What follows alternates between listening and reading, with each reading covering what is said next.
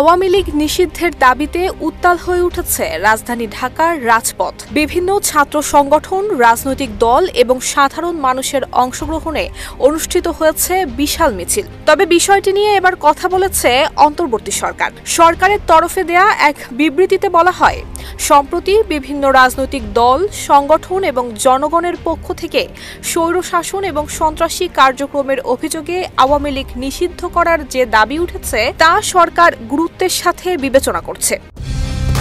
Colour expert, George sap এবং mild on hands technology সমৃদ্ধ Orix crystal wash আপনার laundry expert. এ ব্যাপারে সরকার রাজনৈতিক দলগুলোর সাথে এরই মধ্যে যোগাযোগ স্থাপন করেছে। তাদের সাথে আলোচনা করে দ্রুতই সিদ্ধান্ত গ্রহণ করবে। এক্ষেত্রে আওয়ামী লীগ নেতা এবং সমর্থকদের সন্ত্রাসী কার্যক্রমের বিষয়ে জাতিসংঘের প্রতিবেদন সরকার বিবেচনায় রেখেছে। সে পর্যন্ত সকলকে ধৈর্য ধারণ করার আহ্বান জানাচ্ছে। উল্লেখ্য যে এরই মধ্যে সরকার জনদাবির প্রতি সম্মান জানিয়ে প্রচলিত আইনের অধীনে সন্ত্রাসী সংগঠন ছাত্রলীগকে নিষিদ্ধ করেছে। এছাড়া সরকারের পক্ষ থেকে মানবতাবিরোধী অপরাধের সাথে জড়িত সংগঠনের বিরুদ্ধে ব্যবস্থা গ্রহণের জন্য আন্তর্জাতিক অপরাধ আদালত আইনে প্রয়োজনীয় সংশোধনী আনার উদ্যোগ নেওয়া হয়েছে।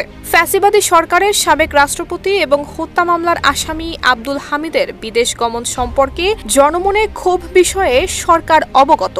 এই ঘটনার সাথে জড়িত সকলের বিরুদ্ধে উপযুক্ত আইনগত ব্যবস্থা নিতে সরকার বদ্ধপরিকর রয়েছে।